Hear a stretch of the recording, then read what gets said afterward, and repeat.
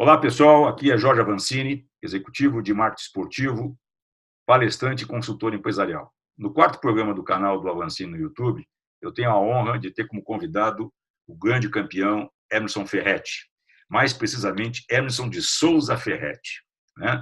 Figura com quem eu tive o prazer de conviver por bom tempo lá na minha estada na Bahia, gaúcho, natural de Porto Alegre, depois ele fala um pouquinho dele. Começou a formação como atleta profissional aos 8 anos nas categorias de base do Grêmio Futebol Porto-Alegrense, onde foi campeão gaúcho, foi campeão carioca em 96, depois Copa do Brasil, campeão 89, 94, 99, né? Campeão baiano 2001 e 2007, campeão da Copa do Nordeste, bicampeão, melhor dizendo, 2001 e 2002, e ganhou bola de prata, né, tradicional prêmio da revista Placar em 2001. Além disso, hoje o Emerson já pendurou a chuteira, e ele enveredou pelo lado, né, na área ainda ligado ao esporte, mas conversa como comentarista esportivo e principalmente, né, um projeto extremamente inovador que foi tentar reconstruir um clube de muita tradição na Bahia, que foi o Ipiranga, o Clube Ipiranga, né, clube tradicional de Irmanduce, e até onde eu sei, também de Antônio Carlos Magalhães. Está correto, Emerson? Meu amigo, bem-vindo ao programa, muito obrigado pelo convite. Porra, esse baita currículo aqui me deixa um pouco, né, enciumado, cara. Tu parece uma múmia cheia de faixa. Pois é. Obrigado pelo convite, Avancini. É um prazer estar participando do seu canal, estar conversando sobre futebol, sobre gestão, sobre marketing esportivo. Enfim, eu sempre, desde os 8 anos de idade, como você colocou bem, né, eu comecei minha carreira como atleta nas escolinhas do Grêmio, já que eu sou de Porto Alegre, natural aí do Rio Grande do Sul. E mesmo pós-carreira eu segui no esporte com outras atividades de uma outra forma, né? Então, falar sobre isso é sempre prazeroso, porque o esporte é meu mundo e, como diz a minha cunhada, eu fico me reinventando, né? Então, depois da carreira de atleta, que você já colocou bem, por passagens aí, principalmente pelo Grêmio, que foram 15 anos, né? Dos 8 aos 23 anos, depois Flamengo, no ano do centenário do clube, em 95 e 96, o título da Copa do Brasil com Juventude, né? Eu tive o prazer de participar, de ser o goleiro, né, campeão da Copa do Brasil. E aí vim parar na Bahia, onde joguei por 6 anos no Bahia, né? Sou o goleiro que mais vestiu a camisa do clube na história, e depois encerrei a carreira no Vitória, no arquirrival aqui, em 2007. E de lá para cá, são 11 anos já como ex-atleta, mas algumas atividades dentro do esporte, né? Mais especificamente do futebol. E entre elas, talvez a mais importante, né, pela dificuldade, foi ser gestor, presidente do Esporte Clube Ipiranga, um clube que esse ano fez 112 anos, é um clube tradicional, é um clube importantíssimo na Bahia esportiva e é o terceiro maior ganhador de títulos baianos, né? Depois de Bahia e Vitória, são 10 títulos baianos, e a gente pegou o clube numa dificuldade muito grande no final de 2009, e com a missão de reconstruir o clube, né? Reconstruir uma marca e reconstruir um espaço físico. Legal. Então não foi fácil. Vamos falar sobre isso, cara. A dificuldade. Eu acompanhei teu trabalho aí nessas 3 temporadas que eu estive aí em Salvador, né, trabalhando no Bahia. E justamente, Emerson, eu estou fazendo aqui uma série de 3 programas. A primeira foi com o Edu Pesque, também com o Alain Oliveira, que é lá de Natal, e agora eu estou encerrando essa série de 3 programas contigo, né? É saber como é que é fazer marketing num clube de pequeno e médio porte, né? Por que eu estou pegando esse tema, Emerson? Inclusive, tu fosse meu aluno aí na pós-graduação da Faculdade 2 de Julho, primeiro curso aí de pós-graduação esportiva. E se tu lembra, em determinado momento lá das aulas, né, que eu estava ministrando para vocês, quando eu trazia os exemplos de Grêmio, de Inter ou de algum clube maior, né, vinha sempre aquela pergunta que acaba acontecendo, né? Pô, é barbada fazer lá no Internacional, é barbada fazer marketing no Grêmio, ou no Corinthians, ou no Flamengo. Tu também jogasse no Rio de Janeiro, jogasse no Flamengo, né? e qualquer vez eu fazer marketing aqui no meu clube, né? E agora eu sei que tu estás também aí na área educacional, tu está como coordenador aí de um curso também de gestão esportiva, provavelmente está surgindo essas perguntas para ti. E o tema nosso do programa é esse, eu queria te ouvir porque o teu projeto ele é muito mais do que fazer marketing, né? Tu teve que reerguer um clube com uma história maravilhosa, né? Com uma torcida ainda forte, eu diria até que pelo que eu percebi aí, o Ipiranga ele acaba sendo o segundo time de coração de todo o soteropolitano, pela história, pela tradição, pelo fato de ter Manducci e tantos, Jorge Amado, né? E tantas Jorge Amado, exato. Personalidades ligadas a esse clube, ter sido um clube super campeão, pelo menos até os anos 50, anos 60, que depois, por alguma razão, ele deixou de existir até que eu assumi. Então, como é que é, Emerson, fazer marketing em clube de pequeno e médio porte, meu amigo? É difícil, é complicado, ou a questão tudo se adequa ao tamanho de cada instituição? Bom, você colocou uma situação bem, que é você falar em marketing de clubes grandes, né, como Inter, Grêmio, o próprio Bahia e Vitória, aqui, que são os maiores da Bahia e outros grandes do Brasil, não é que seja fácil, tem sua complexidade também, mas você tem recurso, na maioria das vezes, você tem um clube já estruturado, você tem ferramentas para trabalhar. Você acha mais fácil, então? Ele te tem mais caminho, seria isso? A estrutura, você tem uma estrutura para trabalhar, né? É o que tu não encontrasse no Ipiranga. Diferentemente de clubes menores, que às vezes você não tem nenhuma sala para o seu diretor de marketing poder fazer um trabalho, né? Entendi. E especificamente na minha experiência com o Ipiranga, a gente encontrou um clube que estava há 10 anos já praticamente desativado. O Ipiranga foi rebaixado em 1999 para a segunda divisão do Campeonato Baiano, e de 99 a 2009 o futebol do Ipiranga não teve atividade. Certo. E a sua estrutura física, né, o seu centro de treinamento, que chama Vila Canária, que é um espaço de 40 mil metros quadrados, ele ficou completamente deteriorado por falta das condições, né, de manutenção, falta de recursos financeiros. Enfim, os gestores que passaram não tiveram condições de tirar o Ipiranga do caminho estava indo para o caminho de fechar as portas definitivamente. Encerrar as né? atividades, lamentável. Encerrar as atividades, né? E seria uma pena para a Bahia Esportiva, né? Essa falta do Ipiranga.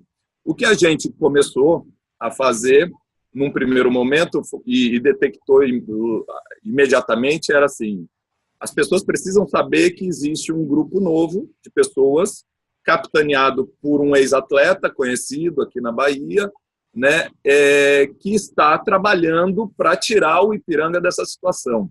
Porque nas primeiras reuniões a gente percebia que as pessoas achavam que já que o Ipiranga tinha fechado. O Ipiranga ainda vive, o Ipiranga ainda existe. Né? Então, a gente precisava fazer com que as pessoas soubessem que existia um novo trabalho no Ipiranga. Uma nova proposta. A forma mais, não que seja mais fácil, mas de maior visibilidade, que pudesse alcançar o maior número de pessoas, era fazer com que o time de futebol voltasse a campo, voltasse a disputar o Campeonato Baiano, mesmo que fosse da segunda divisão. Então, a gente começou a trabalhar nesse sentido, né, de voltar a formar o time de futebol profissional e voltar a campo, porque o futebol, né, com a cobertura da imprensa, mesmo que seja bem pequena aqui na Bahia, a cobertura da imprensa no campeonato da segunda divisão baiana, mas já teria uma mídia espontânea. Tu começava a criar uma base, né? Tu começava a criar, trazer de volta a visibilidade. Mas as pessoas começariam a ver que o Ipiranga estava de novo em atividade. Né? Fora isso, fora de campo, a gente começou a trabalhar os problemas que a gente herdou, que eram muitos, né, de dívidas antigas, processos e tudo isso, e para viabilizar esse trabalho. O que a gente contou como fato positivo, como uma das nossas forças aí para início de trabalho? A gente começou do zero, Avancini. Você acompanhou 2014, 15, não, 2015, 16, 17.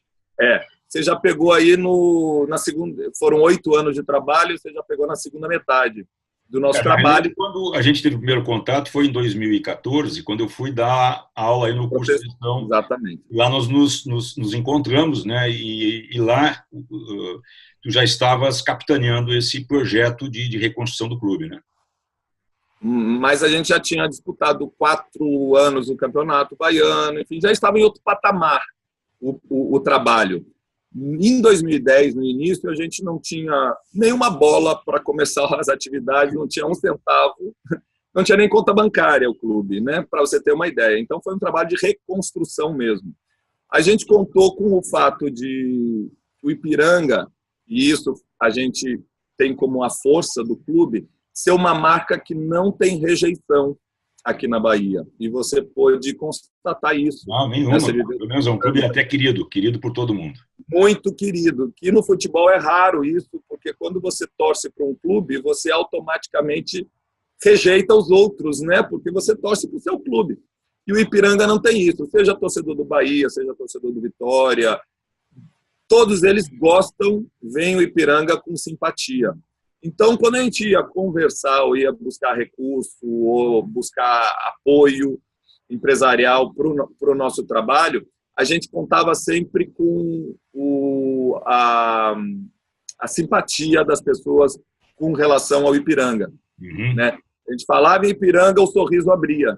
Então, todo mundo era a favor da volta do Ipiranga, né? Do trabalho que estava sendo feito para que o Ipiranga voltasse. Então, isso nos ajudou muito. O fato de ter o Emerson também à frente do trabalho ajudava. Foi um atleta que fez história no Bahia, jogou no Vitória, teve uma história muito boa dentro de campo. Era um aval, né? Como se fosse um aval de qualidade, né? Exatamente, com uma imagem de seriedade, com credibilidade para capitanear esse trabalho, né? E, assim, eu também, coincidentemente, entrei no Ipiranga no momento em que eu me formava como administrador. Então, eu não entrei como um aventureiro, eu tinha um embasamento teórico, né, da faculdade de administração, e também tinha a minha vivência dentro do futebol desde os 8 anos de idade. Eu acho legal, né, no teu projeto, né, porque tu, mesmo após o momento que você resolveu, como diz na gíria, né, de pendurar a chuteira, né, de uma carreira vitoriosa como a tua, né, e na realidade você continuou te aprimorando, foi buscar, como você falou, se reinventar, né, foi fazer a faculdade de administração, depois foi fazer uma pós-graduação, quer dizer, hoje está de coordenador de curso, e, em paralelo, várias outras atividades ligadas à prefeitura, ao governo do estado, né, e também esse projeto de Ipiranga. Isso eu achei legal e sempre fiquei muito feliz em ver, porque às vezes é difícil, né, um atleta tomar esse caminho, buscar essa reinvenção como tu fizeste, né, e tá de parabéns para isso. E aí, Emerson, que dificuldades tu sentiu nesses momentos, assim, que isso deve ter sido um longo caminho. Eu imagino que muitas vezes tu deve ter imaginado jogar a toalha, desistir, dar a meia volta e ir embora, né? Mas eu sei que em 2016 tu chegasse a colocar o clube na primeira divisão do Campeonato Baiano, disputasse o Campeonato Baiano, né? Numa parceria até lá na época com o Bahia, né? Através do presidente Marcelo Santana, e que para mim seria como quase o coroamento de um projeto que tinha começado lá em 2010, quer dizer, 6 anos depois tu está voltando para a primeira divisão com toda uma história. Como é que ficou isso ainda dentro dessa questão de tocar o clube, de fazer marketing? As coisas ficaram mais fáceis, mais complicadas? Como é que foi essa experiência para ti? Na verdade, Avancini, a gente não chegou a subir, né? A gente esteve próximo de subir por mais de uma vez, né? Tivemos muito próximos de subir para a segunda divisão. Em 2016 fizemos a parceria com o Bahia, em que também estivemos bem próximos. Ali estava disputando a Série B, né? Quase classificou para a Série A. Exatamente, disputando a Série B.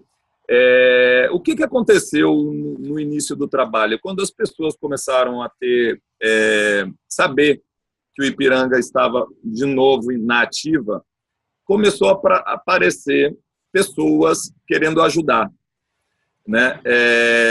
Sabendo da situação difícil do clube, sim, mas querendo ajudar de várias áreas. Entre elas, a gente chegou uma pessoa, um recém-formado em marketing, né, chamado Marcelo, e que, apaixonado por futebol, queria conhecer e entrar no meio do futebol através do marketing. Uhum. Nós estávamos precisando de pessoas para trabalhar. Não tínhamos recurso para pagar, não tínhamos estrutura física decente. A gente precisava de pessoas que aceitassem a troca pelo aprendizado. Né? Experiência. Foi aí que a gente teve, nos primeiros anos, a gente teve um trabalho de marketing tocado pelo Marcelo, ainda jovem, ainda inexperiente dentro do futebol, mas já formado em marketing, e que vinha com muitas ideias, pelo estudo, pelas observações dele sobre futebol, e que a gente tentava adaptar à nossa realidade. Claro. Então, nos primeiros anos, a gente trabalhou a parte de marketing dessa forma. Então, ele trazia ideias que via em clubes grandes, inclusive da Europa, já aplicavam, a gente tentava implementar no Ipiranga. Tinha os elementos dificultadores, que eram a falta de visibilidade da competição em que a gente disputava, que a segunda divisão baiana não passa na TV, tem uma pouca cobertura da imprensa, né? E, assim, é um campeonato curto, de no máximo 3 meses, então, se você não obtém sucesso, o futebol do clube fica parado o restante do ano, porque é inviável você manter o time treinando toda funcionando. Competição, né? Não tem como, porque você não tem receita para isso. Então, a gente trabalhava sempre para 3 meses de competição. E, mesmo assim, a gente foi ousado, Avancini, porque a gente conseguiu, em 2012, trazer a Lotto como patrocinadora do nosso material, que era uma marca que até 2011 era a marca que o Bahia usava. Saiu do Bahia e veio para o Ipiranga. A gente conseguiu, nesse mesmo ano, fazer o lançamento do uniforme do Ipiranga numa grande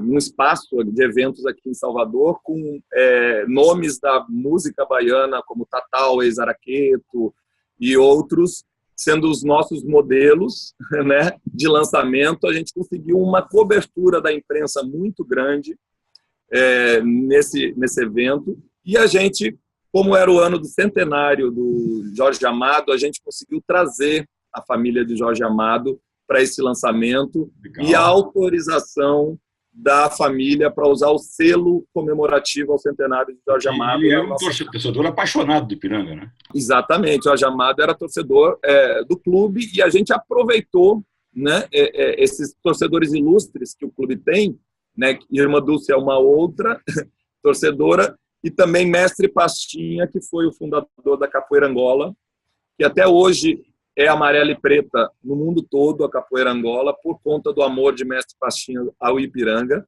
Foi ao contrário? A cor da Capoeira Angola é amarela e preta. O clube não ao contrário. E porque Mestre Pastinha era ipiranguense e colocou as cores do clube no uniforme da Capoeira Angola. Então, até hoje, quando você fala em Capoeira Angola, as cores são amarela e preta, em homenagem ao Ipiranga. Legal, que bela. A gente aproveitou. Nesse ano específico de 2012, a gente conseguiu, que era o centenário de Jorge Amado, a gente conseguiu trazer esse apoio da família, a gente conseguiu visibilidade, e com isso a gente teve Globo Repórter fazendo gravação dos nossos jogos, por conta que era o time que o Jorge Amado torcia. Enfim, a gente conseguiu uma visibilidade muito grande, mesmo não tendo recurso, mesmo não tendo uma competição com visibilidade, uma cobertura da imprensa. A gente conseguiu fazer isso de uma forma ousada e com criatividade. Legal. Uma outra situação que a gente logo de início começou a trabalhar foi a seguinte: como que a gente poderia fazer com que os jovens torcessem ou conhecessem o Ipiranga? Por quê? O clube tinha passado 10 anos parado. Então, a juventude... Não formou torcedores. Teve um gap. Os garotos de 15 anos para menores de 15 anos nem sabiam ou não viram o Ipiranga jogar. Então, eles não conheciam o clube. A torcida do Ipiranga envelheceu, né? A gente tinha que começar a fazer um trabalho muito forte na internet. Para quê? Para atingir os jovens, que hoje em dia estão dentro do computador, né? Dentro da internet, sem dúvida, das redes sociais. Então, a gente começou a fazer um trabalho nas redes sociais muito forte, tanto é que até hoje a gente conseguiu chegar numa marca de... A página do clube no Facebook conseguiu chegar a 40 mil seguidores. É o terceiro maior clube baiano na internet, só perde para Bahia e Vitória, né? Hoje está com 39... Dois gigantes, né? Dois gigantes, Série A de brasileiro, e o Ipiranga é um clube da segunda divisão. Então, o nosso trabalho foi tão forte que a gente conseguiu superar todos os outros clubes baianos e virar o terceiro clube, a página do clube na internet como a terceira maior, né? E com isso a gente conseguiu atrair a atenção dos jovens e também o apoio dos jovens, por conta do trabalho que vinha sendo feito no clube, né? E a gente começou a ter a participação dos jovens também. Tanto é que foi fundado 2 torcidas organizadas, né, por adolescentes, né, que viram toda a movimentação do Ipiranga e começaram a apoiar esse trabalho também porque por alguns fatores, ou cansado do Bahia, cansado do Vitória, ou querendo mesmo uma nova opção, buscar um novo modelo. Uma nova opção, enfim. E a gente conseguiu, através desse trabalho de marketing na internet, atrair os jovens. E como faria para atrair os torcedores mais velhos, né, os ipiranguenses mais velhos, que não acessam a internet normalmente, né, não tem essa facilidade de usar computador e tudo isso, né? Também foi através da comunicação ainda muito mais que chega lá através de rádio, jornal, enfim, da imprensa tradicional, a gente tentando mobilizar também esses torcedores mais velhos para poder atrair para os nossos jogos, né? E aí gerar renda, gerar receita, e a gente, com todos esses números, poder buscar parceiros comerciais para poder manter a atividade. Tudo isso sempre com muita dificuldade, porque o clube nunca gerou uma receita que conseguisse permitir um trabalho constante, né? Um crescimento. Exatamente. Outro fator limitante foi assim, a gente não conseguiu subir para a primeira divisão, né, nos primeiros anos, então o futebol que acabava motivando a maioria das pessoas e a sociedade de uma forma geral, quando passava a competição, a segunda divisão, a gente parava o futebol e aí o apoio de muita gente também esfriava, porque as pessoas pré-competição elas se motivavam, né? Vamos ajudar, vamos subir. Depois que passava, esfriava. E aí ficava nós dentro do clube trabalhando outras formas. O clube não é um clube só de futebol, o clube tem um espaço físico onde tem um parque aquático, tem quadras. A gente implementou projetos sociais dentro do clube, porque o clube está localizado numa região pobre de Salvador, num bairro populoso, popular, com todas as mazelas sociais, né? Então, a gente tentou atrair esse pessoal do entorno do clube através de a imagem de Ipiranga junto à sua comunidade, que é o que os clubes ingleses estão fazendo hoje, né? Quer dizer, tu ganhar espaço na própria comunidade do clube, né? Criar uma identidade da comunidade com o clube. E aí a gente oferecia lazer através das piscinas que a gente conseguiu recuperar, de eventos, né, festas, esporte, e de alguma forma trazer a comunidade para dentro do clube, de alguma forma gerar receita também com essas atividades para que a gente pudesse tocar o trabalho, né? E a gente conseguiu, né? O resultado de tudo isso foi que a gente deu sobrevida ao Ipiranga, né? Foram 8 anos de trabalho, o clube hoje então está vivo, a percepção das pessoas não é mais que o clube não existe mais, pelo contrário, né? Ainda é um clube querido, ainda é um clube que as pessoas sabem que está vivo, que existe um trabalho por trás, só que as dificuldades ainda são muito grandes pela a falta de investimento em esporte que nós aqui na Bahia temos, né? Não só no setor público, mas no setor privado. Há uma cultura de não investimento e isso dificulta qualquer trabalho, seja no Ipiranga ou qualquer outro clube. Mas eu acho que isso é uma tônica no Brasil, né, Emerson? Talvez um pouco o empresariado ele desacredita, né? Pelo modelo, tu que foi jogador, agora pegando teu lado como atleta, né? A gente também, o futebol brasileiro sempre foi uma coisa muito tocado pelos dirigentes, não pelos atletas, de forma inconstante, né? Era aquelas coisas de resolver o campeonato daquele ano, muitas vezes tomava o dinheiro do patrocinador, não entregava o que oferecia. Até hoje isso acontece, de não entregar ao patrocinador aquilo que ele promete na hora que ele precisa da verba, né? E aí o empresário ele fica receoso. Embora eu acho que eu me lembro que em 2016, tu disputando ali a Série B para subir para a Série A, pô, tu tinha conseguido um milagre que a camisa do Ipiranga praticamente estava cheio de apoiadores, né, de patrocinadores, né, o que não seria normal para um clube na situação do Ipiranga, né, com toda a história, porém um clube que estava nascendo de novo. Essa foi a realidade. E tu teve esse apoio. A gente, assim, só estou voltando aí, complementando o que você falou sobre o investimento em futebol, em esporte no Brasil, é porque as gestões sempre foram pouco transparentes, né? Pouco profissionais, e com isso tudo acabava sendo gestões sem credibilidade. Então as pessoas ficam receosas em investir no futebol. Associar sua marca a uma coisa que não sabe o que vai acontecer, né? Não tem credibilidade, não tem transparência, não tem profissionalismo, não tem qualificação.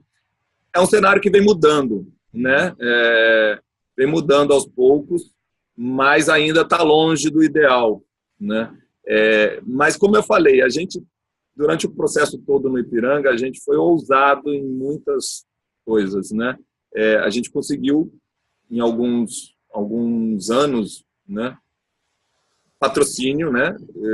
Camisa com patrocinador, coisa difícil, porque a segunda divisão baiana não tem visibilidade. Então, como é que você vai conseguir um patrocinador que visa visibilidade? Né? Sim, a forma da sua contrapartida é o retorno de imagem que tu gera para ele. Exatamente, exatamente. E a gente não tinha muita coisa para oferecer, né? Porque não tem visibilidade a competição. Mas a gente conseguiu em alguns anos, não em todos, mas conseguimos patrocínio, sempre que em valores também não poderia ser valores altos, né, até por conta dessa falta do retorno, né, da contrapartida, mas a gente conseguiu muita coisa. Fora isso, a gente também tentou implementar algumas ações de marketing diferenciadas que a gente não vê nem em clubes maiores aqui. A exemplo de um ano, a gente lançou o carnê de ingressos. Então, o torcedor do Ipiranga tinha como comprar um carnê que você dava acesso a todos os jogos do clube na segunda divisão. Né? É uma resultado, Emerson, porque o brasileiro não está acostumado ao que seria na Europa chamado os ticket seasons, né? Os tickets de temporada. O brasileiro ele só gosta de ir no campeonato quando o time está chegando na final e na semifinal. Isso funcionou para ti bem aí? Foi uma experiência assim, a gente só fez durante um ano. A dificuldade maior era assim, a comunicação disso e a comercialização, né? Então a gente teve problemas, mas assim, foi uma iniciativa bem inovadora, né? Funcionou, podemos dizer, funcionou, mas tivemos muita dificuldade, principalmente na comercialização disso, na operacionalização disso. Mas, assim, foi uma tentativa de fazer algo diferente do que os outros não estavam fazendo normalmente, e principalmente do que se faz aqui nos clubes menores da Bahia, que todos eles têm dificuldades financeiras muito grandes e não inovam. O Ipiranga sempre com ideias diferentes, justamente para poder ter a percepção das pessoas, mesmo não torcedores do clube, mas ter uma percepção de um trabalho diferenciado, né? E a gente sempre conseguiu o apoio dessa forma, né? Como eu falei, o lançamento de uniforme. Depois que o Ipiranga fez, outros clubes menores começaram a ter uma prática de lançar os uniformes em alguns eventos.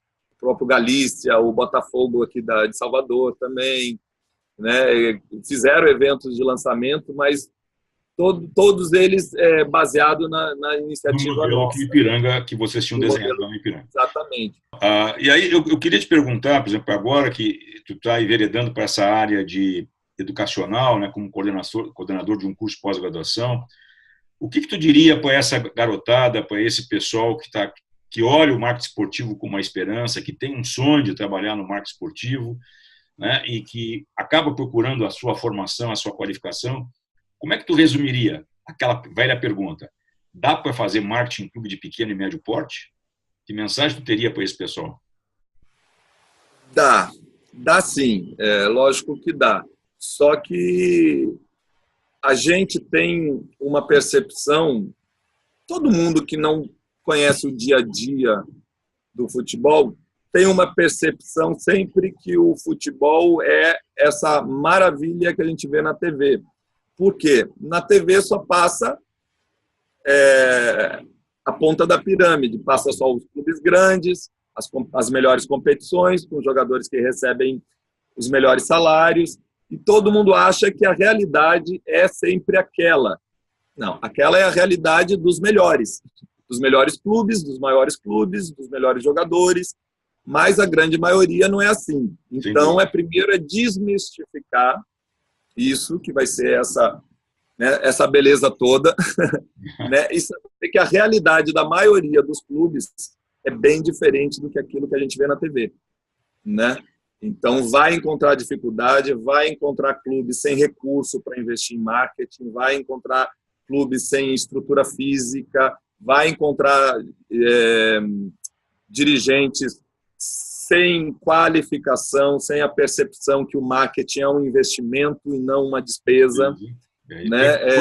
Tudo isso vai encontrar. Então, não é esse cenário tão bonito como a gente costuma ver na TV, que a gente vê só os melhores, né? A realidade é bem diferente. E já puxando o gancho, né, para o curso de pós-graduação que a gente está coordenando aqui em Salvador, de Gestão e Desenvolvimento do Esporte, a gente, e serve para responder sua pergunta sobre fazer marketing em clubes menores, no esporte, assim, a gente tenta, e com o conteúdo que foi planejado para o curso, tirar o foco só de esporte e futebol. Certo. Porque quando a gente fala em gestão esportiva, parece que remete só a futebol e, localmente aqui na Bahia e Vitória. E não, o esporte é muito mais do que isso. A Bahia esportiva é muito mais do que Bahia e Vitória apenas. Existem os outros clubes, existem clubes sociais, existem as outras modalidades, existem todas as federações de todas as modalidades esportivas, existe a gestão pública do esporte. Então, você pode fazer marketing esportivo, sim, sem ser em clubes grandes. Você pode fazer marketing. Forma, né, de um encarreiramento, né? Você pode começar numa entidade menor ou numa modalidade que não tenha tanta visibilidade quanto o futebol, vai adquirindo experiência até que em algum momento pode abrir uma porta num grande clube, né? Num médio, num grande clube, né? Aproveitando sua deixa, foi o que aconteceu com o Marcelo, aquele exemplo que eu falei lá no início contigo no projeto Ipiranga. Trabalhou 4 anos com a gente no Ipiranga, né? Aprendeu como é que era o dia a dia de futebol. Numa penúria sem orçamento. Saiu do Ipiranga direto para o Vitória, para o departamento de marketing do Vitória, e trabalhou lá algum tempo, saiu, trabalhou no Confiança de Sergipe e voltou para o Vitória de novo. Então, ele é um exemplo de quem pode começar num clube menor, numa dificuldade, e migrar depois para uma situação melhor. Mas, assim, o marketing pode ser feito de várias formas dentro do esporte, em clubes sociais, em eventos esportivos de outras modalidades, em projetos esportivos, né? Federações também, dentro de federações. Então, assim, também ter a consciência, quem quer trabalhar no marketing esportivo, de não focar só em futebol ou então só nos clubes grandes. Existem várias oportunidades para você trabalhar em marketing esportivo. Legal. Então, a gente poderia resumir, Emerson, não sei, eu acho que a primeira coisa é criatividade, né? Tenacidade e persistência, porque não é fácil. né? As pessoas acham que também num clube grande você vive as áreas de marketing num céu de brigadeiro, mas não é. Você tem que estar toda hora, né, pleiteando verbas, pleiteando orçamento, né? Claro que a dimensão de um clube maior acaba sendo maior as possibilidades, mas também o problema é maior. Então, não sei se tu concorda. Então, tenacidade, persistência, não desistir nunca, acreditar naquilo que está colocando no ar e, principalmente, criatividade, porque aí as coisas aparecem. Pelo que eu pude acompanhar aí nos 3 anos convivendo contigo aí, com todo esse cenário que tu coloca aqui de uma forma clara, nós não temos tempo para tu contar e deve ter muito mais história para falar aí, histórias interessantes, mas eu vi um trabalho muito consistente no Ipiranga, não só a nível da comunicação, né, mas queimando essas etapas todas, como tu falou, né, identificar o novo torcedor, buscar o antigo torcedor, trazer ele de volta, né, e trazer a visibilidade, que a coisa virasse notícia, mesmo no momento em que vocês estavam sem ter, disputando um certame importante, mas aí tu te grudou no fato do Ipiranga ter torcedores famosos, né? Então, me parece que aquela pergunta que os alunos nos fazem, ou que as pessoas nos fazem nas palestras, pô, é barbada fazer marketing em Flamengo, Corinthians, Palmeiras, Inter, Grêmio, Bahia, Vitória, né? Eu acho que é proporcional ao tamanho, ou tu pensa um pouco diferente disso? Não, eu acho que, assim, não é que seja fácil em nenhuma situação. Eu acho que as dificuldades diferem, né? Ao mesmo tempo que as ferramentas podem ser as mesmas, você trabalhar em clube grande ou clube pequeno e usar as mesmas ferramentas, mas a dificuldade difere. Você trabalhar no marketing de um Flamengo, por exemplo, você vai lidar com um universo de torcedores de mais de 30 milhões de pessoas. Então, como se comunicar com 30 milhões de pessoas? Num clube como o Ipiranga, você tem um universo bem menor, mas também como se comunicar com esse universo menor. Né? Então, difere um pouco, as ferramentas eu acho que são as mesmas, difere um pouco, mas de acordo com a complexidade, né, o tamanho de cada clube, né?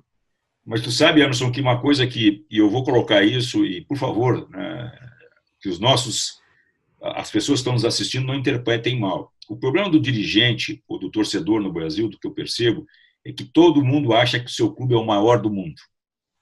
Né? E aí, naquela afã de, mas como é que o Ipiranga não está tendo cobertura da Globo? Ou como é que o Ipiranga não está nos principais jornais? Passado por toda a história que o Ipiranga passou. E me parece que tu descobriu um caminho que eu acho que é esse os clubes, principalmente os clubes de pequeno e médio porte, né? Eles têm que se ligar com as suas comunidades. Foi o que tu tentou fazer aí com a tua comunidade, né? Onde tu estava instalado. Não adianta eu querer sonhar, né?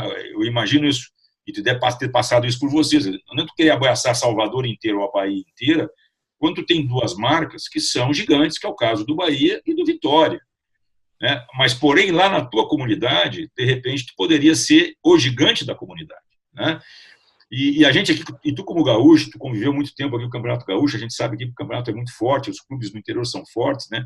Tem muita história.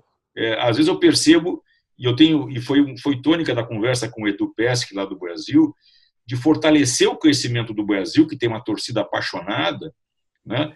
Na comunidade lá do Brasil de Pelotas, que não adianta o Brasil querer ter torcedor no Rio de Janeiro ou em São Paulo, ainda é muito cedo, tem que construir. E me parece que tu achou esse caminho, que eu acho acertado.